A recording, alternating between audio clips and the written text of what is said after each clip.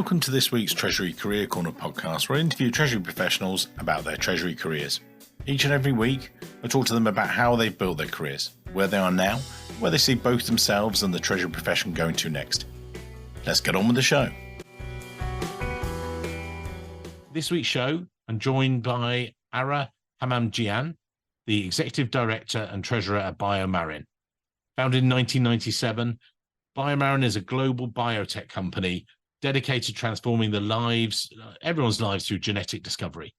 They develop and commercialize targeted therapies that look at the root cause of genetic conditions to treat those with rare genetic diseases. But I'm going to get Ara to explain that a little bit later on in the show, as we do each and every week. And he's got this great history within Treasury, a lot of different industries and everything else. So that's something we're going to explore as we go through. But as we do always, we start off with Ara's origin story, if you like, how you first discover finance and then Treasury.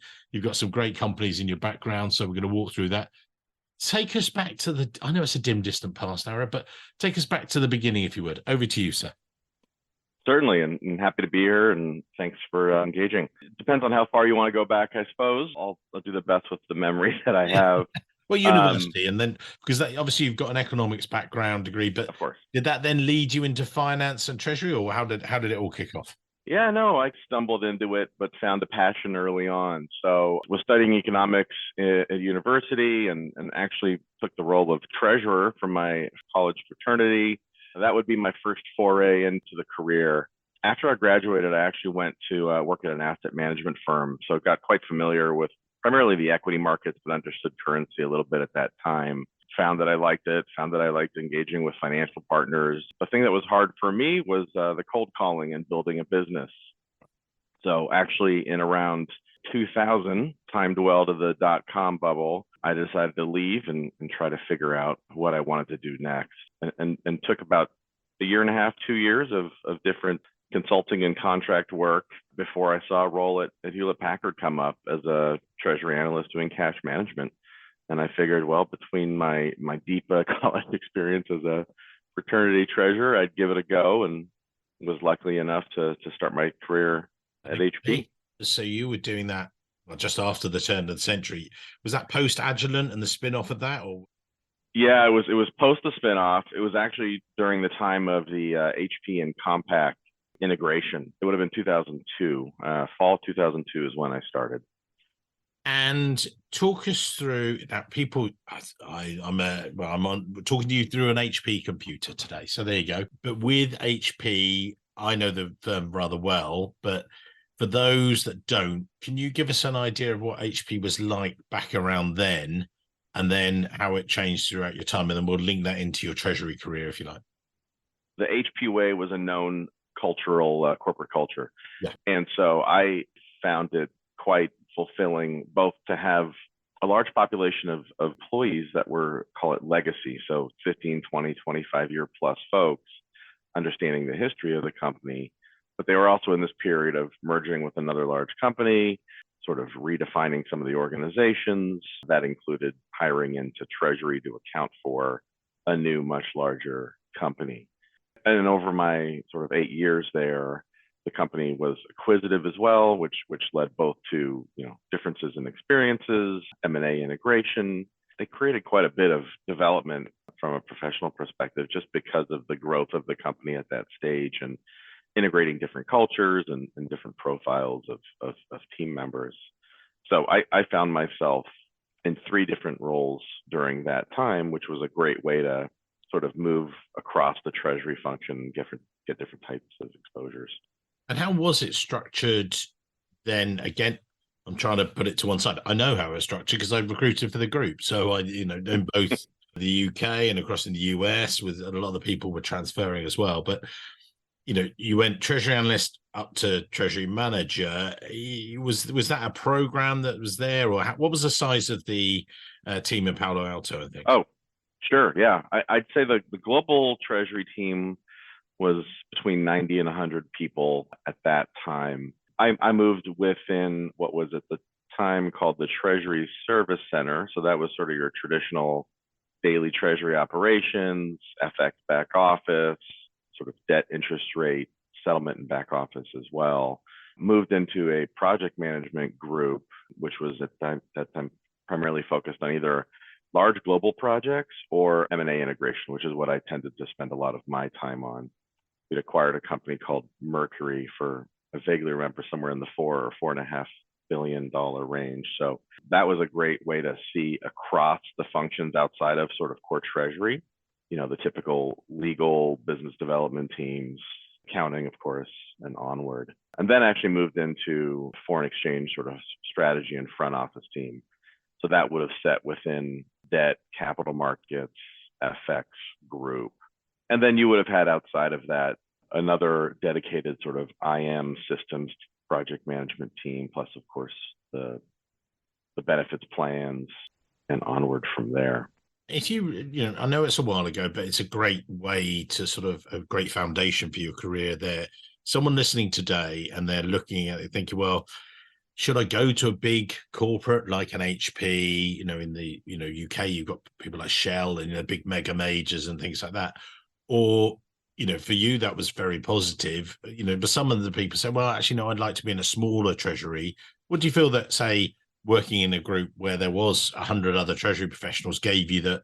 You've been in all sizes of companies since then.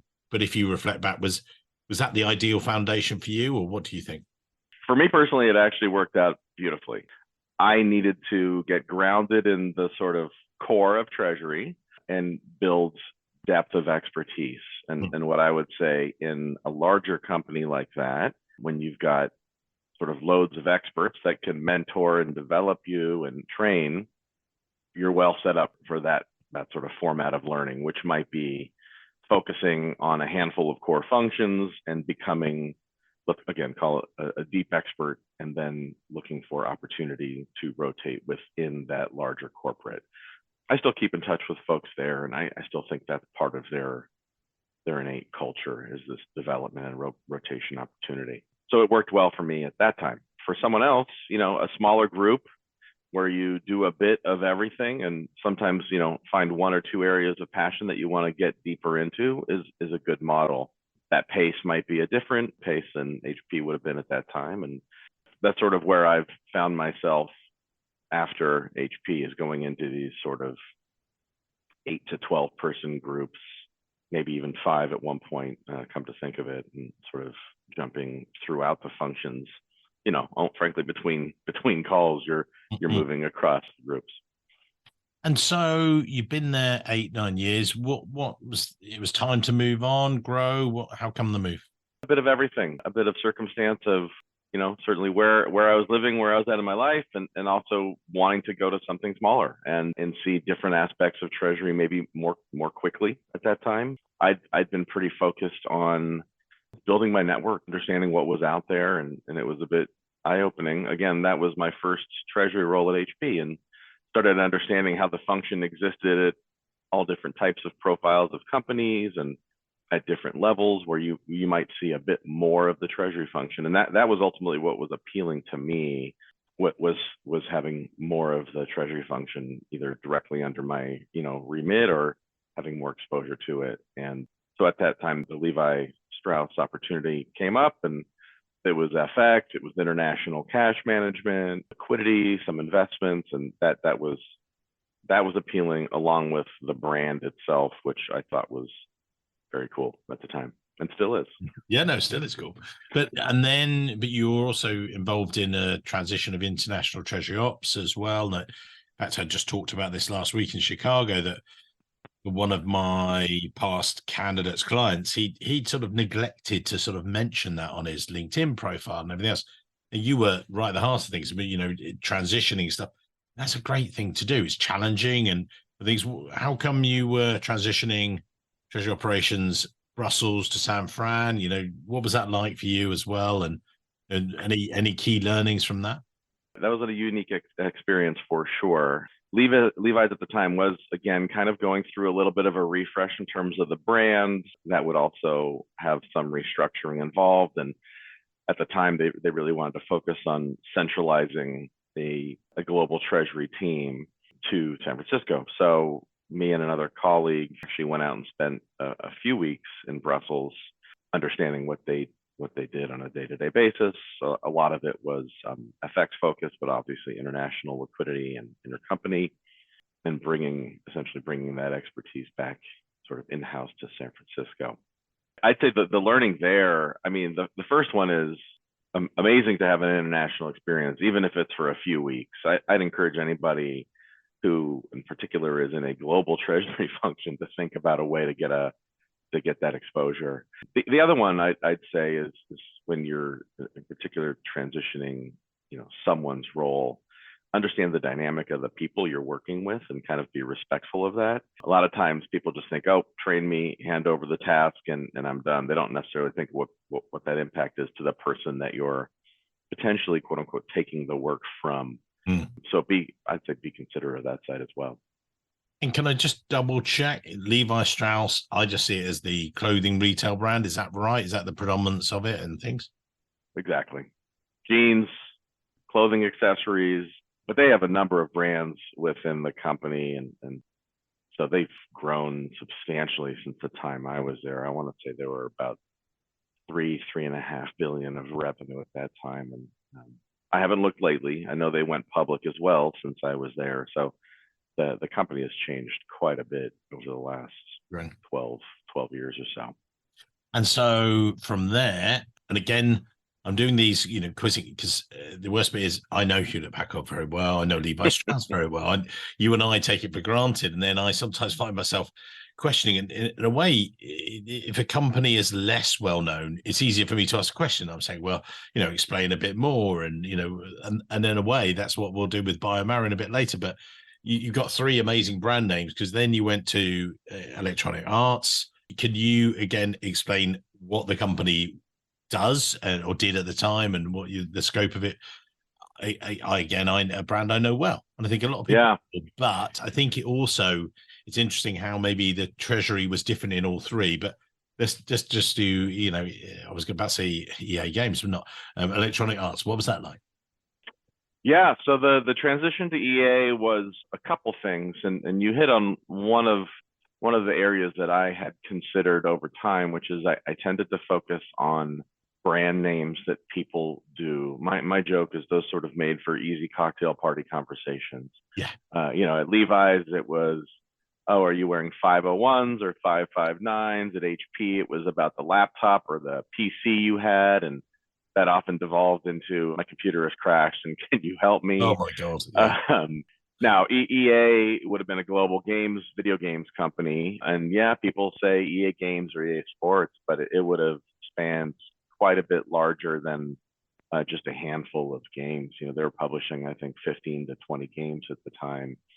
FIFA being one of their largest, if not the largest game, along with Madden Football, and then a bunch of other games. So in my younger pre-kid days, used to actually play video games. And again, it was someone I knew at the company that was hiring and changing their treasury organization a little bit. And so again, sort of networking and being connected paid off in terms of hearing about the opportunity. So I was at Levi's for a fairly short time, but this role, which was again a bit of an expanded role, and the company profile were just so appealing. I took a bit of a risk to make a change at that time. And that would have been overseeing global FX, again, sort of international treasury, but frankly, just at a different scale, higher margin business, which was unique and fun to see as well. That profit profile, of higher growth was also quite appealing.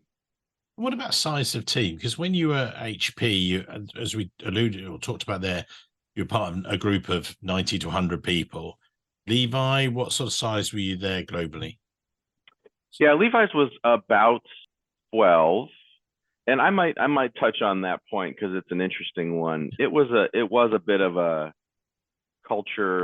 not culture shock, work shock, going from a large multinational to that size of group, going from highly specialized in terms of functional ownership to having to do a bit of everything. And, having been in FX strategy and front office, I thought, well, those are the things I'll do, and I'll trade and call it good. But It was actually getting to all the day-to-day operations as well.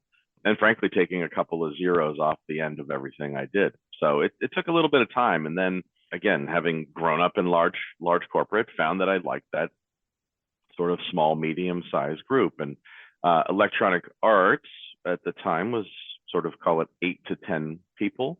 And so that transition was easier. I understood that I needed to be a bit more hands-on as a director, but still balance that with, strategy, execution, and the typical sort of management presentations, reporting, and analysis. And so I found that to be a pretty good sweet spot for me.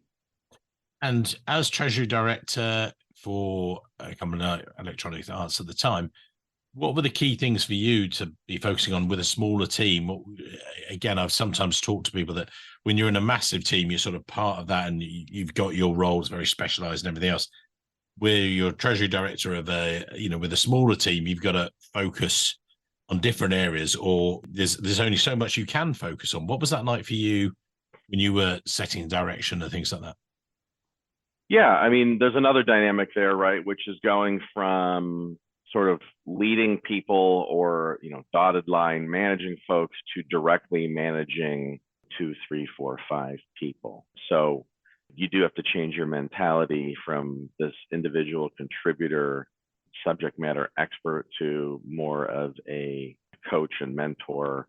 And you have to carve out the time for things like development and training and getting your team up to speed, depending on the function. I was lucky to have a balance of, folks with expertise and some new people moving in from other functions. So we could not only cross-pollinate between the groups, but create a real development path for folks as they moved, again, either within my group or across the treasury function. And then beyond that, it'd be syncing up with the treasurer at the time to make sure directionally we're thinking about the right areas of priority. So at that time, FX, which frankly has consistently been a big theme in Treasury over the last few years, was a big priority, huge FX headwind. So we put a lot of work into deep analysis and back testing of options versus forwards, currency mix, all the typical areas to understand how to best mitigate the FX risk. And from there, you kept with this idea of had to have a brand name, just so that when you were at that cocktail party, being an owner of in the past, actually, of Fitbit. I don't know whether it worked very well with me. I don't know. But anyway, we'll keep going. Not the Fitbits. It was my fault, not the Fitbit itself. You made a move from there. What happened next? Fitbit was, I would say, just about one of the hottest names that time.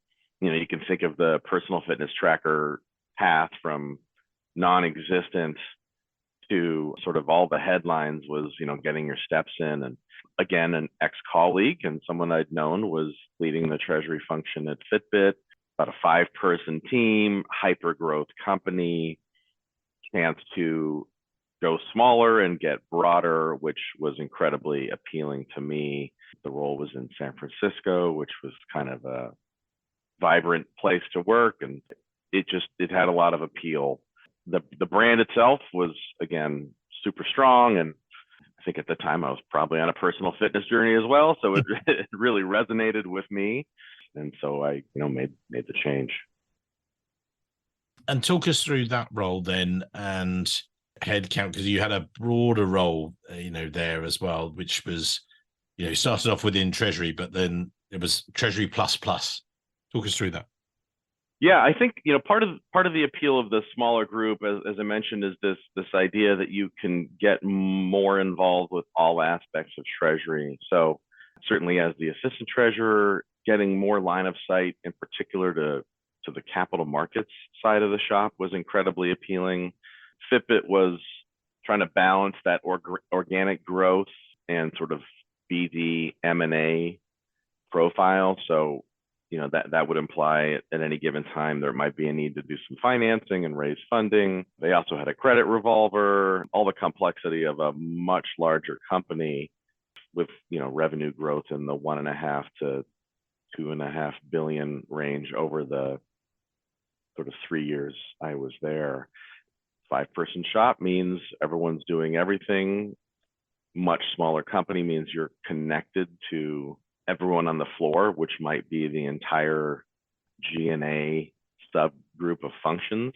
And that was an amazing experience, knowing sort of everyone in HR and legal and IT all being in it together to push the company forward. And with that, looking back on it, everything's going at such hyper speed, and you're trying to hang on a little bit. Where do you add the value? Or, what was your focus, if you like? Yeah, I think that's a completely different profile for sure, right? The larger company is really about you getting developed and fitting into what the treasury function at a large company needs you to do. As you go smaller, it's really about you giving value into the company. So that might mean building up the function, creating the externally managed asset portfolios, evolving the FX function. We were lucky at Fitbit because there were some experts there that had started building a really good foundation. It just needed a bit of enhancement and maturity. And so, again, a great way to leverage large corporate experience and ensure, policies are in place and that guardrails to what we do, risk management strategies in either FX or investments are meeting the management objectives. And you can imagine in a smaller hyper-growth company, like you said, everyone's sort of hanging on and doing everything as fast as you can. And it was a good opportunity to sort of pause and I would say bring in some experts and some other experiences to leverage to sort of evolve the function a bit. And looking at those companies, before we come on to your current one, and maybe that will provide a springboard, but you've had sort of 19, 20 years of people wanting to come to you, wanting to work with you as a treasury department, as a treasurer and things like that. What's that been like? Has it always been like that people are, as you say, a bit growing exponentially and everything else, or tougher times sometimes, or have you been in that lucky position where everyone wants to deal with you, sort of thing? I don't believe in luck.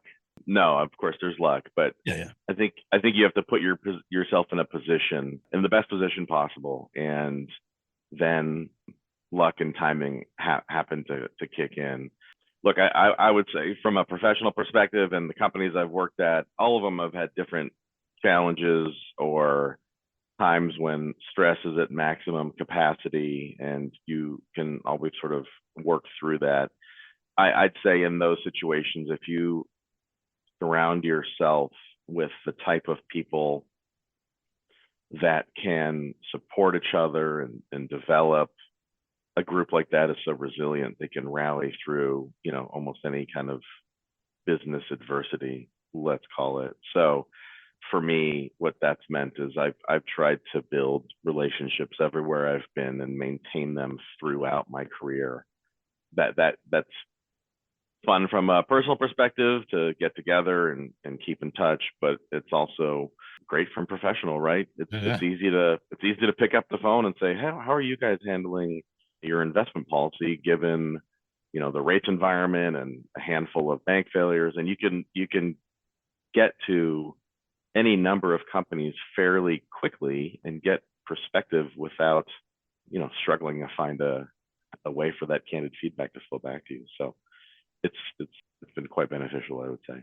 And I think anyone listening today, that's one of the things I said on stage the other day. We were just talking about a LinkedIn profile for some of the more junior candidates. Obviously, you're that much more experienced, so you've got that leverage anyway. But there was, some mid managers, and they were saying, "Well, how do I develop this?" I said, "Well, develop your network."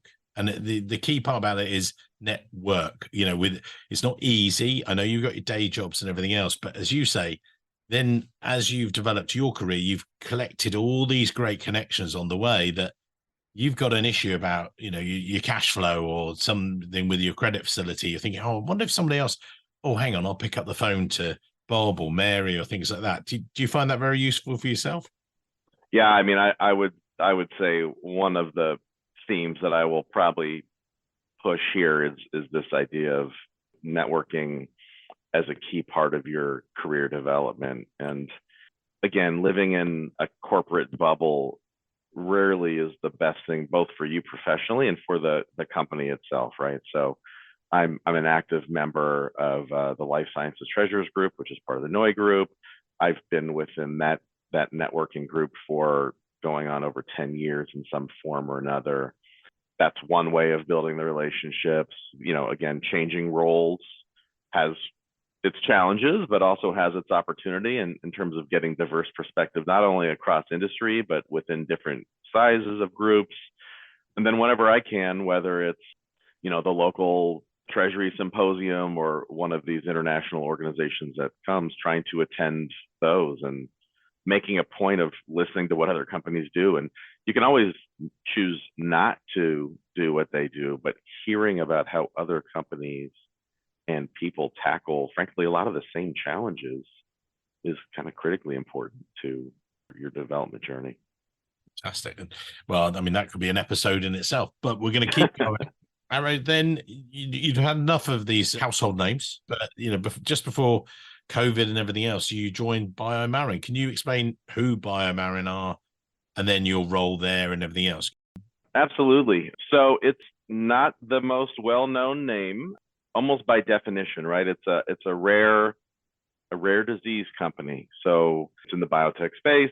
So we're talking about very small global populations of patients that are receiving, in most cases, a unique therapy that only BioMarin provides.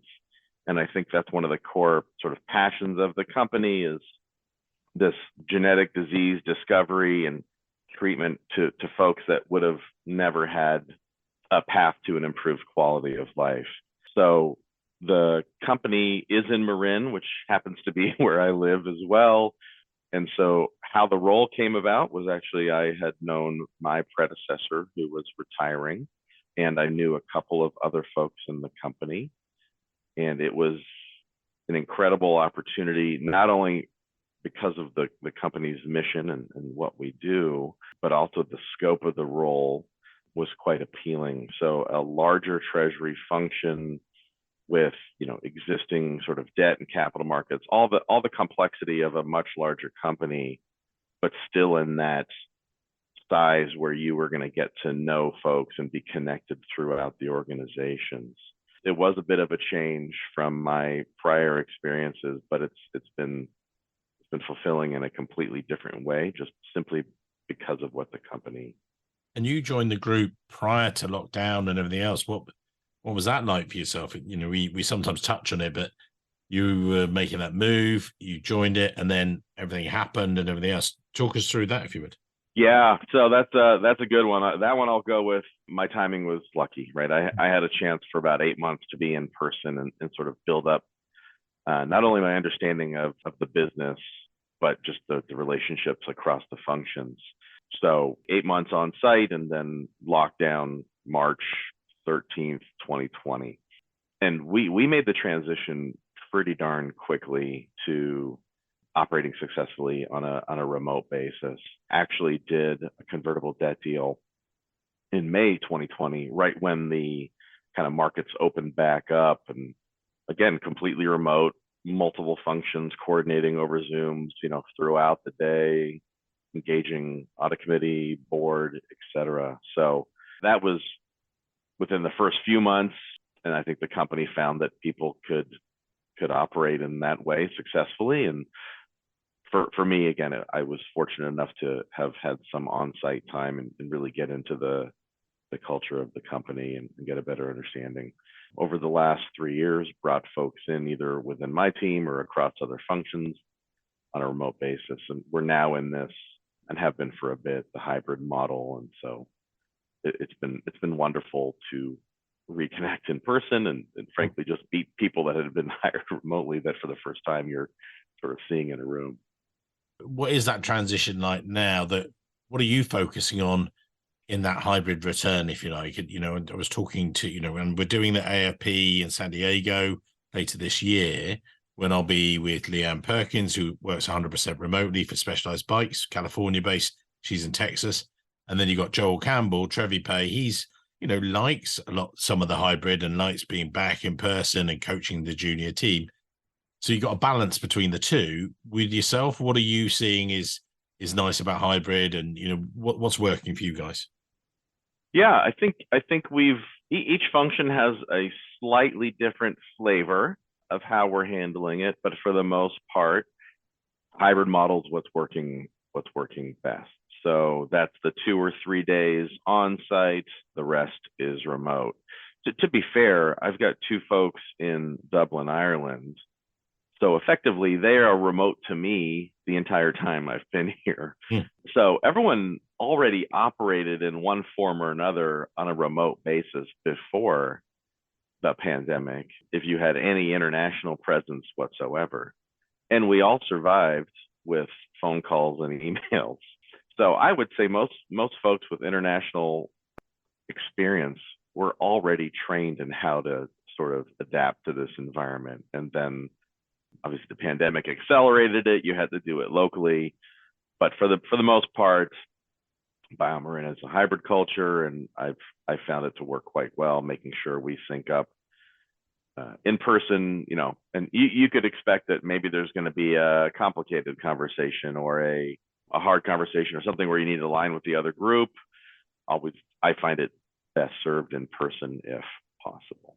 Well, it's an interesting point, actually, because I was talking to a lady just last week in Chicago. She's had a team in Ireland very similarly, but for them, and she's been based in Ireland at one stage, she said it was quite interesting because for her, when they went hybrid, or when they went remote rather, she was used to it. Yep. That was her life. And so actually she was like, well, now we get more regular meetings with me. I was just like, wow. It sort of brought it more mainstream for her, which was a positive thing as well. So yeah, I mean, there is for sure that has increased connectivity, not just across oceans and continents, but even across buildings, frankly, where now it's like, oh, this is a lot easier to just jump on a Zoom. I think for me, there's a couple of other sides of that equation. One, the sort of meeting fatigue that can occur on occasion because you're missing the sort of walk around the building chat piece of it. That's probably something that's, I think, settling down. And then I think, the form of communication, right? If you go from email, which can be ineffective because, nuances would be lost there, to in person where you can sort of read body language, finding that right mix is always going to be important. And so sometimes video is more helpful, sometimes in person is more helpful. I think that's up to people to sort of sort out how to best engage with people. And post that now, I know you're at symposium recently, exactly as you say, what are you seeing that treasurers have to be focusing on now going forward, and what should be front of mind for those guys? Sometimes cyber, sometimes different things. What is your focus on, if you like? Sure. I don't know what's not front of mind right now, I suppose, but certainly counterparty risk has been quite topical for folks, and whether that's in the form of your investment exposure to financial institutions, or whether it's your operating bank structure or the value of your derivatives outstanding, that's a pretty big topic, something that our management and audit committee has been quite keen to stay close to. For BioMarin, we're also thinking about FX strategy, and have over the last sort of couple plus years, as the euro dynamic, changed fairly dramatically at one point, right below parity, and now having rallied fairly substantially. So currency is always a key part of our business. It's a big piece of our growth story, is our international composition. And then our capital markets and sort of debt structure is something that we're quite attuned to. The company's traditionally raised funding through both equity and convertible debt, and we've got a note maturing August next year. So we want to be thoughtful about how our capital structure evolves to meet the needs of the business. And with yourself, I know that networking and being at those conferences is important. It's one of the things that's how we'd seen that you were involved in some of these conferences. Why do you think that's so important? You touched on it earlier a little bit, but I sort of didn't want that to run away with us, but where do you see it go next? What are the key things? Yeah, I think, it's just a diverse perspective is one thing. And, what other forum can you find where you can hear from a two-person treasury team or a, $1 billion company to a $50 billion company with 100 or 200 people or more? It's almost like this hyper exposure to the full scope of what a treasury function can do if you go to these forums, right? You're getting incredible speakers. Certainly there are bank sponsors who have a completely different level of expertise. So the exposure across industry and complexity is hard to find in any other format. And do you feel, again, one thing I noticed, did the Windy City Summit last week, and we were meant to be fuller than it was, but I think there was a heck of a lot of pressure on a lot of treasurers at the moment. And, there are a number of people that were going to say, oh, we're going to meet up, Mike. And then suddenly they were pulled left and right. Do you find that yourself, that, you maybe been a lot busier than perhaps you have been, and a little bit more selective with your time? Or what are you finding yourself at the pressures, if you like? Yeah, for sure. I think that's just been a theme for the last few years. And again, part of it is the dynamics we're dealing with in the markets. Of course, now the latest one, right, is the U.S. debt ceiling. So how do we juggle that? I think part of it as well is the connectivity model for folks can kind of define their bandwidth, right? So I'm quite keen on the in-person conference experience. I think you tend to, once you get there, be able to some extent, gut things outside of that and focus. But you can imagine these, let's say it's a webinar, right? It's so easy for you to get pinged on your online messaging tool and drop off to take another urgent call. So I would say I've experienced that a bit as well, right? It's just hard to balance it. And you need to be available to your team, to your cross-functional leadership. And so I think we're all kind of trying to do everything as best we can, stay as sort of available as possible. So it creates a bit of a dynamic in terms of the in-person experience at times. And also, and another factor, we had Joseph Noy way back, and I've known Joseph for many years, and the Noy peer, you've got peer groups, you've got other peer groups out there. There are other ones, but the Noy group's obviously leading one of there. That in-person experience, it was just so great. And one of my clients I met for a coffee, we were talking about a couple of roles we were recruiting for them. So if anyone's listening, yeah, we're recruiting Philadelphia in Colorado. So do reach out. But the key thing was, he said, oh, well, we could have done this virtually. I said, well, we could, but I certainly got so much more from meeting him face to face, because it was just, knowing what he was like a little bit, just the nuances of meeting him and what kind of a person he wants. Oh, we could have got this over Zoom. I don't know if we could. Yeah. I literally just thought to myself, do you know what? I'm getting so much more from meeting you and understanding you as a person that it helps me actually with the matching process. Makes my life a lot. They say, well, have you met him? Oh no, I've just seen him over a flat screen. But actually, there's nothing like it. That's why, we're doing so many of these conferences. We did a number of conferences at the beginning of the year. We've got New York Cash Exchange, Eurofinance, and AFP. And I'm not wanting to take over the show because Ara's doing well. But what I'm saying, exactly as you said, that actually there's nothing better than meeting people. That's what we've missed. That's why hybrid works. People could, otherwise we could all just work from our houses. There's no point coming together. But Treasury, I find very collaborative, and you've really sort of nailed that a little bit with a lot of this, a lot of the things that you said there, Ara. But as takeaways today, I know I don't want to take too much of your time. You're very, very kind already. What are the takeaways that you would give? As you may have heard, we will put your LinkedIn details in the show notes. But what are the essential takeaways, advice if you're junior in your career, mid-stage, or later stage of your career? What would you wrap up with today? You don't have to set your career path in stone. You can explore, and you can create development in any number of ways. And I've done a bit of everything, whether that's growing and rotating within a single company organization, or moving across companies to find different sizes of groups to operate in, different industries. I would say there's a ton of value to that adaptability skill set that you build when you move and you onboard and you evolve a function. I'd say that's a big one. And then I'd come back to the last topic, right, which is I think you're on point in terms of in-person interaction, and the fact that you're actually traveling and focusing on that is something that folks should not lose sight of the value there. It's been such a critical part of my career development to create relationships through in-person interaction, and I'm so keen on continuing that, both in the large format, conference settings, and in the smaller NOI group professional networks. The way we've sort of talked about it at our company is that you can have the conference call, and I apologize for digressing, but I think it's an important point. You can have the conference call, and then the meeting almost happens when you hit end on the call, and you have that one-on-one conversation as you walk out of the room. You can't recreate that experience, right? So people should not lose track of that.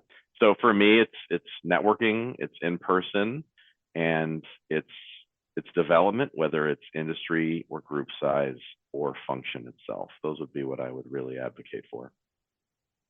I'm going to leave it there. You and I could talk about this for another hour, but they complain and you say, why are you on this podcast for 2 hours? No, amazing. Ara, thank you for your time. Again, as you say, look forward to seeing you in real life soon. And just, can't wait for that. And great takeaways, great story. Thank you very much. You've been very kind today, sir. Mike, thanks for stimulating my brain to talk about it. It's a lot of fun, and I do look forward to meeting you in person one day. All the best. Thanks. Hello, Treasury professionals. Before you dive into the next episode, could you please help me continue to grow the world's only global Treasury salary survey? That's right, our one. We run the results quarterly, so you know your compensation is constantly benchmarked against the market and your peer group each and every 3 months. It's amazing, isn't it? Just go to treasurysalary.com. It takes less than 2 minutes to complete, start to finish. You then gain exclusive, regular, updated access to our salary survey, keeping you ahead of the curve. The survey is an evolving, breathing entity that constantly tracks the salaries of Treasury professionals on a global basis. Currently, we have over 1,100 participants taking part. By the end of 2023, I want to hit 1,500, but that's where I need your help. Please make it happen at treasurysalary.com. Thank you for being such amazing loyal listeners. Your support is incredible. Couldn't do it without you. Thank you. Go to treasurysalary.com. Make it 1,500 for 2023. Love you guys.